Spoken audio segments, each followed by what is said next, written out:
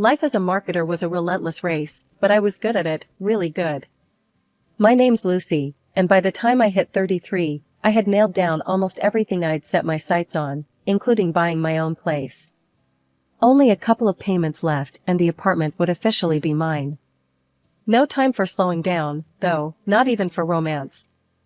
That is, until I bumped into Jack. Jack was one of those rare guys who seemed to have popped right out of some dreamy fiction, where chivalry wasn't dead. We met at a local coffee shop, both of us reaching for the last blueberry muffin. He let me have it, but not without securing my number as a trade-off. Smart guy. From then on, it was like a fast-forward montage from a movie. Dates flowed into weekends away, and gifts started appearing on my doorstep, nothing extravagant, but always thoughtful. He had this knack for remembering things I mentioned in passing, my favorite author, that I loved tulips over roses, or how I preferred my coffee. It wasn't long before I was head over heels. And his attachment to his mom? I admired it. He'd call her every day, made sure she had everything she needed. "She's my queen," he'd say, and I saw it as a sign of his loyalty and love. A guy who treated his mom like royalty was bound to treat his wife like a queen, right? Then came the proposal. It was nothing fancy, just us, in our favorite little park. The ring was perfect, simple and elegant, just like I always wanted. I said yes, without skipping a beat. But when we started talking about where we'd live, that's when things got a bit sticky. His mom, Maggie, sweet as she was in her own way, had her own ideas. She wanted us to move in with her. Jack broached the topic gently one evening, while we were cleaning up after dinner in my apartment. "Lucy, babe, Mom suggested we move in with her. Saves money, and she'd love the company," he said, drying a plate and not quite meeting my eyes. I put down the dish I was washing, water still running. "Jack, I love your mom, you know I do. But babe, we need our own space. Just us." He looked conflicted but nodded. "I get it, I really do. It's just, Mom's alone a lot, you know?" I turned off the water and leaned against the counter. "What if we find a place nearby? That way, we're close, but not too close. She can have us over any time she wants, but we keep our privacy too. How does that sound?" Jack's face brightened. "Yeah, that could work. I'll talk to her about it." And so, we compromised. We found a rental not 10 minutes from Maggie's place. It seemed ideal. I figured over time, as we settled into married life, Jack's attachment might shift more towards our little unit. With that in mind, I rented out my apartment and started stashing away the extra income. The move was smoother than I expected. Jack was happy because his mom was just a stone's throw away, and I was relieved to maintain some independence. We fell into a comfortable routine, Jack and I commuting to work together most days, coming home to our little sanctuary. But as weeks turned into months, I couldn't shake the feeling that the ties that bound Jack to his mom weren't loosening. Every decision, big or small, seemed to need her stamp of approval. I found myself wondering if our compromise was truly that, or just a temporary fix to a permanent issue. Life was bustling as usual, my marketing job keeping me on my toes during the day, and the new marital home chores waiting each evening. Things took a sharp turn when Maggie fell sick. It wasn't anything life-threatening, thank goodness, but enough to knock the strength out of her. "Lucy, can you check on Mom after work? She's really not feeling well," Jack asked one morning as we were rushing out the door, his face lined with worry. "Of course, I'll swing by and see what she needs," I replied, squeezing his hand. Little did I know, this would become my new routine. Each evening, I'd go straight from the office to Maggie's. She had a specific way she liked things done, especially when it came to her meals. "I can't eat that reheated stuff, it messes with my stomach," she'd complain if I ever dared suggest cooking enough to last a couple of meals. So, I found myself cooking fresh meals daily, her preferred dishes that I slowly mastered. After Maggie recovered, I thought my after-work visits would taper off. I couldn't have been more wrong. She'd grown accustomed to the company and the care. If anything, her demands increased. "Lucy, dear, could you help me with the laundry? And maybe we can order some groceries online," she'd say, her voice always carrying that expectant tone. I did all that and more, picking up her orders, driving her to shops, and every beauty appointment she made. Weekends were no exception. Jack and I spent most of our Saturdays and Sundays at Maggie's, trying to make up for all the family time she missed when Jack's brother cut her off. One particularly exhausting Sunday evening, after a day filled with errands and family gatherings all centered around Maggie's needs, I collapsed on our couch, feeling more like a caretaker than a wife. "Jack, we need to talk," I started, my voice heavy with fatigue. "I love your mom, but I need some space, some time for us." Jack sat beside me, his expression tense. "Lucy, Mom's all alone. You know what happened with my brother. I can't just abandon her. She relies on us." I knew about his brother, how he and his wife had moved away, cutting off all contact with Maggie after their wedding. Torn between my need for independence and my husband's loyalty to his mother, I felt isolated. Yet, seeing Jack so earnest, so committed to not repeating his brother's path, I relented. "Okay, Jack. We'll keep things as they are for now," I conceded, trying to mask my disappointment. "Thank you, babe. I know it's a lot. We'll figure something out, I promise," he said, pulling me into a hug that felt both comforting and confining. As days turned into weeks, my after-work routine remained unchanged.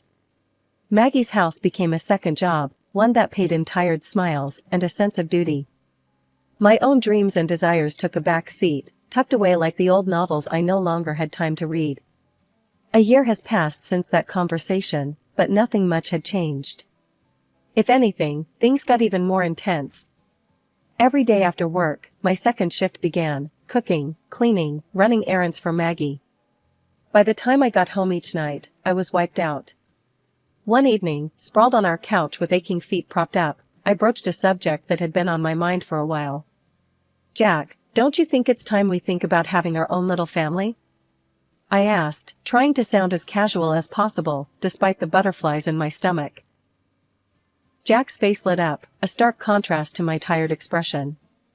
"That's a fantastic idea, babe. Imagine a little one of ours running around.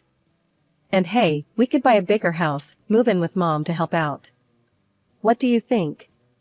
The thought of living permanently under the same roof as Maggie sent a chill down my spine. I was thinking more along the lines of just us, you know? Just our little family. "We can talk about that part later, let's just focus on the baby for now," Jack said quickly, probably sensing my hesitation. I agreed, knowing we needed a serious discussion about boundaries before anything was set in stone. Despite the unresolved living situation, we told Maggie about our plans to try for a baby.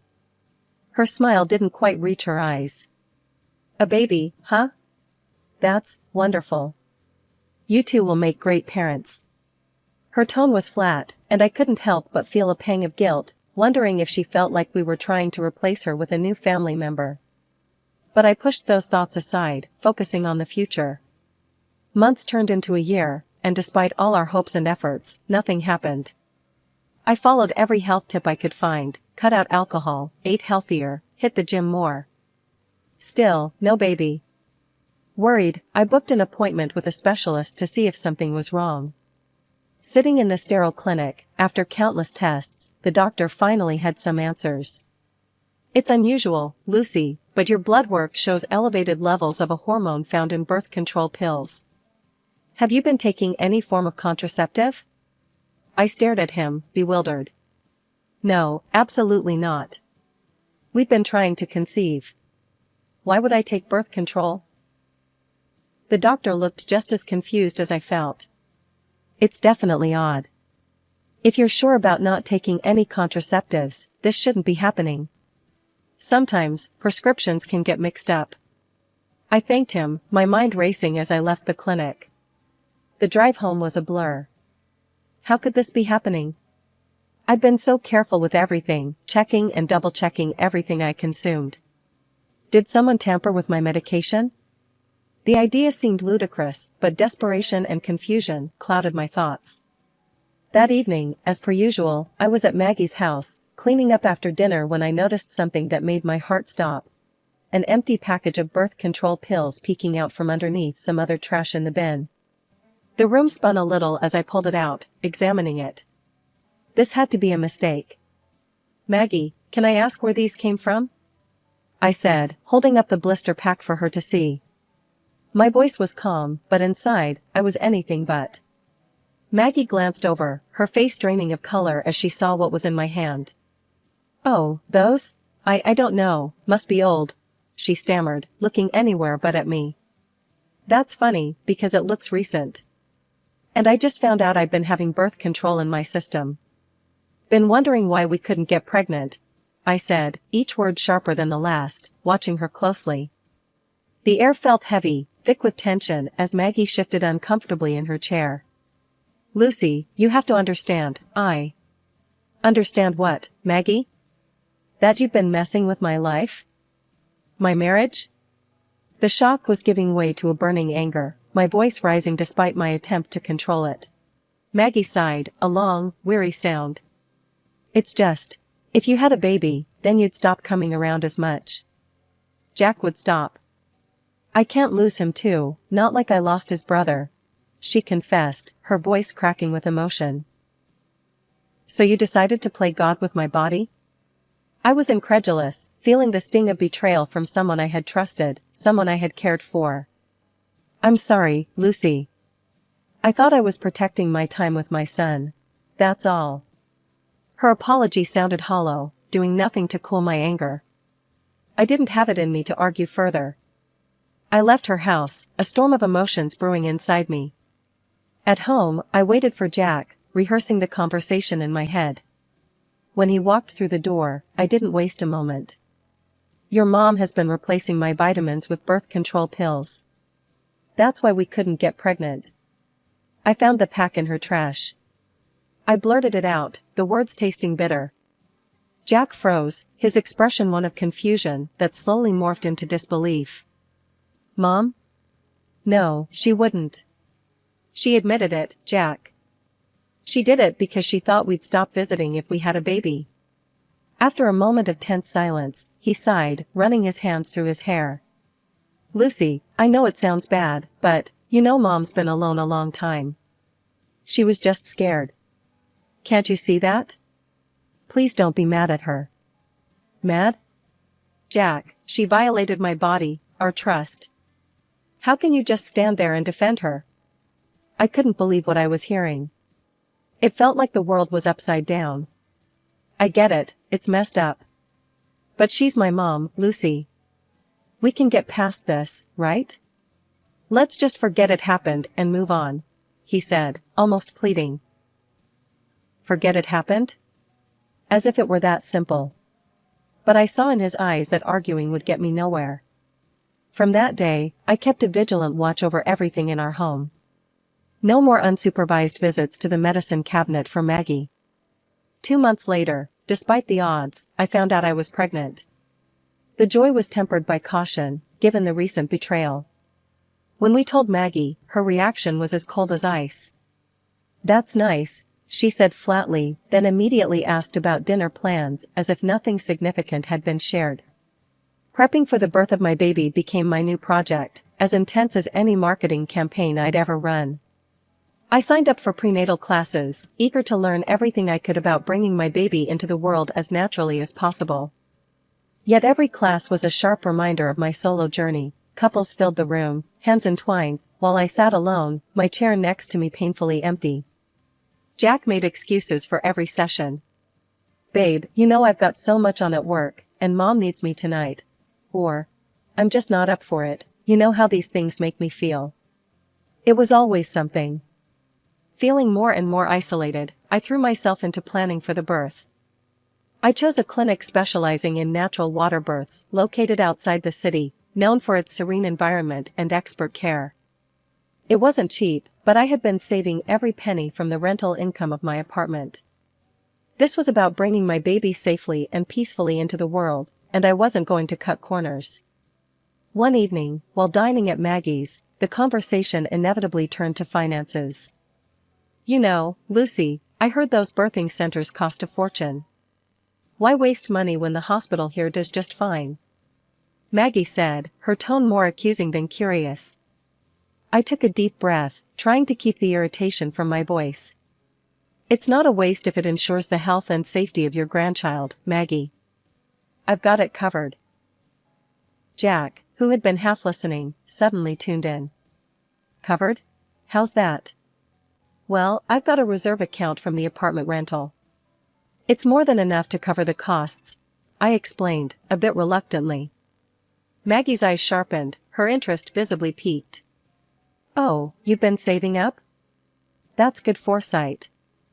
I nodded, feeling their gaze heavy on me, knowing I might have disclosed too much. Quickly, I steered the conversation elsewhere, discussing potential baby names to divert their focus.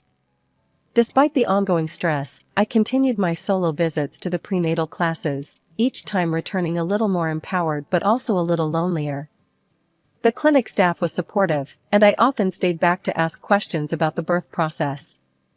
Each visit made me more certain of my decision. This was the right place for my baby to come into the world. With the countdown to motherhood ticking ever louder, I decided a short trip to visit my parents in their city was just what I needed. It had been too long since I had surrounded myself with family who were nothing but supportive and loving, a stark contrast to the tense atmosphere back home. My heart felt lighter as I caught up with old school friends and spent precious moments with my grandmother, promising her that my son would bear the name of my late grandfather. But barely a day into my visit, my phone buzzed with a call from Jack, his voice edged with urgency. Lucy, you need to come back. Now. Panic surged through me. What's happened? Is everything okay? Just come back, okay? It's important, he pressed, hanging up before I could probe further. Worried and confused, I packed up and headed back, my mind racing with possibilities of what could demand such an abrupt end to my visit. As I opened the front door of our home, the sight that greeted me sucked the air right out of my lungs. The house was a disaster zone, empty bottles, pizza boxes strewn across the floor, sticky stains marking the tiles. It looked like the aftermath of a wild party. Jack, smelling of booze and barely standing straight, waved a hand dismissively at the mess. I threw a bash to celebrate the baby coming. Clean this up, will ya? I can't stand the mess. I stared at him, disbelief and anger swirling inside me. You called me back for this? To clean up your party? Why couldn't you handle it? He shrugged, a sloppy grin on his face. Come on, Lucy. Don't be like that. It was a party for our kid. A party that I wasn't even here for, I snapped back, my energy draining just thinking about the cleanup ahead. With a heavy heart, I started cleaning. Jack had already stumbled to our room, leaving me to deal with the chaos alone. The physical strain of bending, lifting, and scrubbing was immense, especially being so far along in my pregnancy. By the time I finished, my body ached, and I felt contractions starting, a sharp reminder that the baby was almost here. The next morning, labor kicked in full force. Alone and scared, I called a taxi to take me to the clinic. Jack, barely awake and nursing a hangover, mumbled something about meeting me there later. At the clinic, surrounded by medical staff, but devoid of the emotional support I so desperately needed, I gave birth to a beautiful baby boy. The pain of labor paled in comparison to the ache in my heart from doing it without Jack by my side. He showed up hours later, his congratulations feeling hollow and forced. I'm here now, huh? Let's just focus on the little guy, he said, avoiding my eyes. The coldness in his voice stung, but nothing hurt more than Maggie's reaction, or lack thereof. When I called her with the news, her response was curt. A baby shouldn't be shown off until he's at least a month old. Keeps away the bad vibes. Her words, so devoid of warmth, didn't surprise me as much as they should have. In a way, I was relieved. No visits from her meant one less thing to worry about. After what felt like an eternity, I finally brought my baby boy home from the clinic. The quiet of the house was a stark contrast to the chaotic events of the past few weeks. Despite the calm, an undercurrent of tension lingered, especially with Jack's nonchalant revelation that his mother had taken off on a vacation. A few days into adjusting to motherhood, I received the clinic bill. My heart sank when I saw the balance due, $5,000 more than what the insurance covered. Confident about my financial backup, I logged into my account to transfer the funds, only to find the balance shockingly low. Way below what should have been over $50,000. Panic set in, my breaths quick and shallow. Dialing Jack with trembling hands, I braced for his explanation. "Jack, there's hardly any money left in the reserve account." "What happened?" His reply was casual, dismissive almost. "Oh, yeah, Mom needed some cash for her vacation. You know, to unwind and all." "Jack, are you telling me you gave our savings, over $40,000, to your mother?" "It's our son's future, Jack." "How could you?" My voice rose, a mix of disbelief and rising anger. "Babe, come on. You're blowing this out of proportion. And anyway, you stopped cleaning up at Mom's place, she's tired." "She deserves some fun," he retorted. That was the final straw. His words echoed in my ears, each one chipping away at the last vestiges of patience I had for this marriage. By evening, I was sitting in front of a lawyer, divorce papers spread out in front of me. When Jack saw the papers, his reaction was not what I expected. No anger, no sadness, just a resigned, almost relieved, "All right then." He signed them with a steady hand, grabbed his coat, and left without another word, heading straight to his mother's place. Feeling a mix of liberation and deep sorrow, I decided it was time for me and my son to leave, at least for a while. We went to my parents' house, where I was greeted with warm hugs and soothing words, a stark contrast to the coldness of my now strained marriage. "Lucy, you need to talk to Jack's brother," my dad suggested one evening. "He went through something similar with Maggie." Hesitant but curious, I reached out to Jack's estranged brother. The conversation that unfolded was eye-opening. He told me about how Maggie had tried to control his wife's inheritance, how it tore their marriage apart until he chose his wife over his mother. Maggie had cut all ties with him in retaliation. "Lucy, she won't change. I learned that the hard way. You've got to look out for yourself and your kid," he advised, his voice heavy with the weight of experience. Hanging up, I felt a mix of emotions swirling inside me. Jack had chosen his mother over our family, just as his brother warned might happen. The realization was painful but clear. The final straw had been pulled, the last line crossed. I stood in the police station, a mix of resolve and nervous energy swirling through me as I detailed everything to the officer on duty. My voice was steady, though my hands trembled slightly. "My husband transferred money from my account without my knowledge, and I believe he forged my signature to do it." Over the following weeks, a full investigation unfolded. It revealed not only had Jack forged my signature, but he had also given his mother access to the funds. The evidence was undeniable, and eventually, both were charged. In court, Jack's face was unreadable as the judge handed down their sentences. Both received suspended sentences for their crimes. Jack was also ordered to pay alimony for our son, ensuring at least some financial stability for our future. I reached out to the family of Jack's brother, driven by the conversation I had with him. They welcomed me with open arms. It turned out they were nothing like the monsters Maggie had painted them to be. Their warmth and acceptance were a soothing balm to the wounds left by my former in-laws.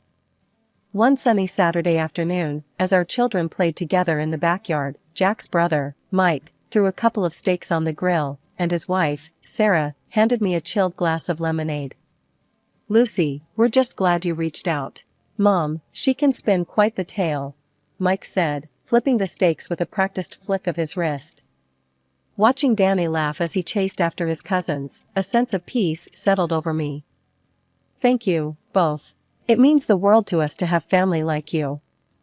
As the kids tumbled around, their laughter filling the air, Mike leaned over and said in a conspiratorial tone, "You know, Mom always did like to be the center of the universe. But around here, it's just simple family life. No drama." "Exactly what we need," I responded, smiling at the simple truth in his words. Our gatherings became a regular thing, our children bonding as cousins do, forming connections that promised to last a lifetime. The holidays were particularly full of joy, the kids' excitement contagious, making each moment a bit brighter.